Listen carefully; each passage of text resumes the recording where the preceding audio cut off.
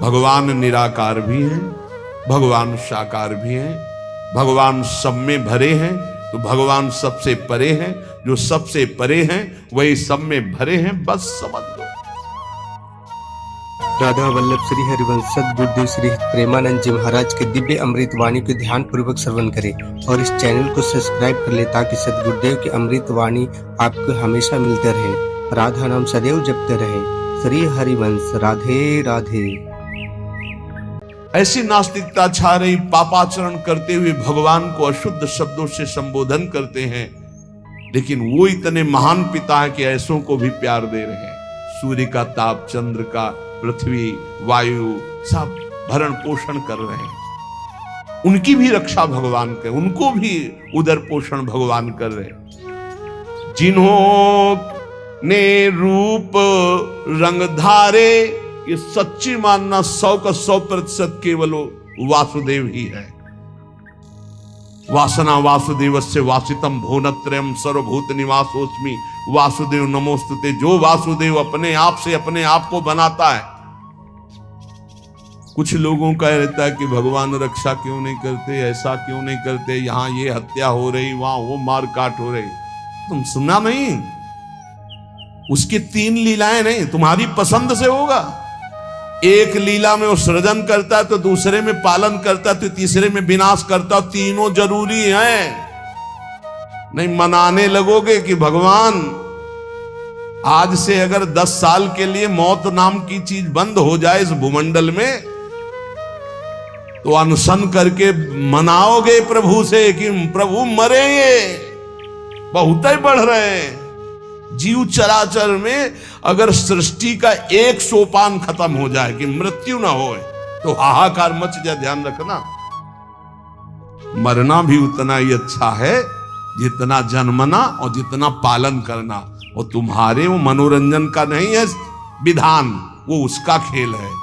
मृत्यु भी आवश्यक है, बहुत जरूरी है। विनाश भी जरूरी है। जैसे सृजन जरूरी है, वैसे पालन जरूरी है, वैसे विनाश जरूरी है। नहीं बताओ, कैंसर हो गया, वो सड़ रहा है, मार परेशान है, बोले मरना ही नहीं है। अब तो उसकी बड़ी समस्या है। अरे मरेगा तो नया शरीर प्राप्त करेगा।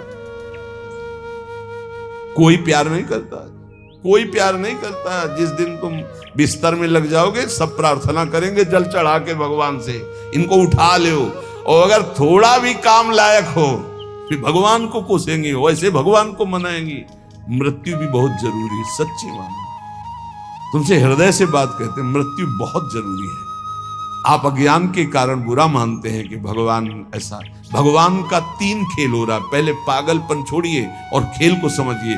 वो अपने आप से अपने आप को रच रहा है, अपने आप से अपने आप का पालन कर रहा है, और अपने आप से अपने आप का अंतर ध्यान लीला, जिसे विनाश लीला कहते हैं, उसी में वो 3 रूप धारण किए।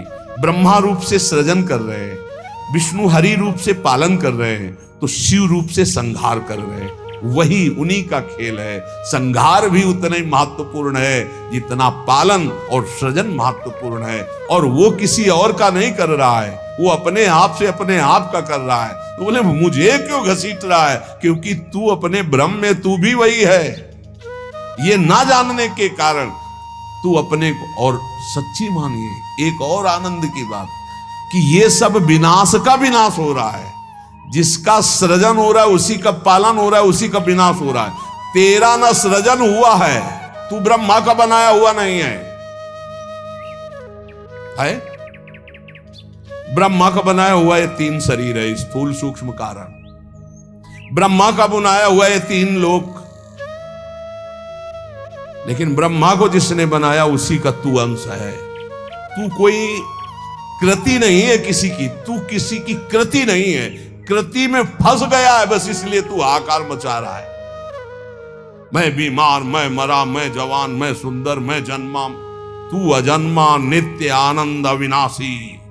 अब यही समझना है यार, सत्संग का मतलब यही। एक बार समझ गए तो फिर रोना क्या, जब जाग गए तो फिर सोना क्या, समझ गए तो रोना क्या। मिट जाएगा ये जन्म जन्म का रोना।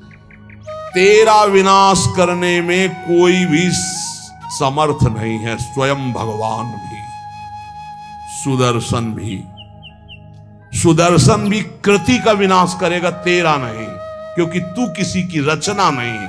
सुदर्शन जी भी रचना का विनाश करते हैं। बोले शिशुपाल की ये गर्दन कटी। शिशुपाल कटा क्या?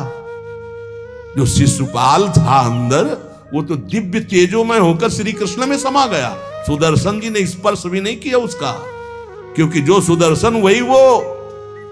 सुदर्शन जी कुछ नहीं कर सकते उसका। किसका? मेरा। मेरा किसका?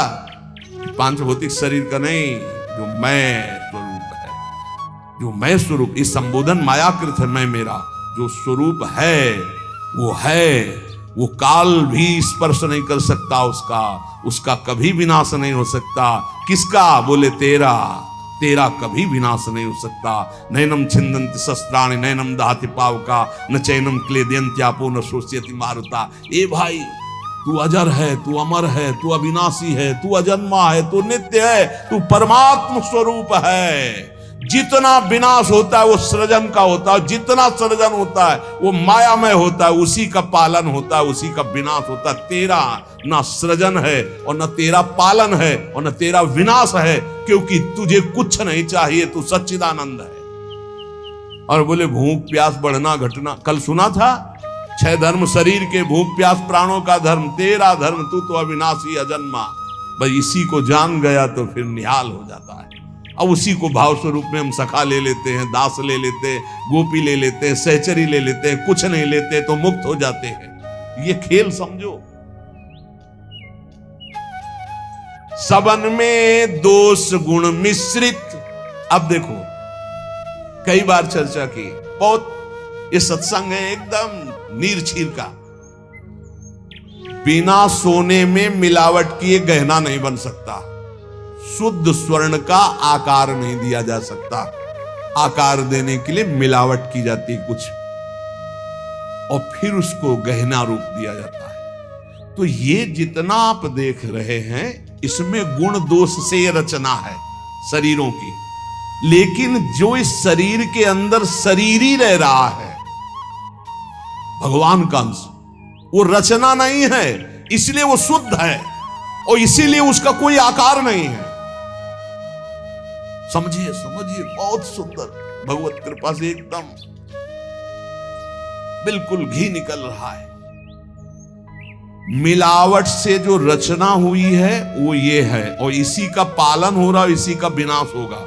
तू न किसी की रचना, न तेरे में कभी कोई मिलावट है, इसलिए तेरा कोई आकार नहीं। तू आकारों को स्वीकार करके फंस गया। बस इसी आकार का, आसक्ति का त्याग हो जाए तो तू जीवन मुक्त था, है, रहेगा। तू न कभी जन्मा न कभी मरेगा। ये पक्का 100%, चाहे भक्त हो चाहे ज्ञानी हो, कोई भी हो।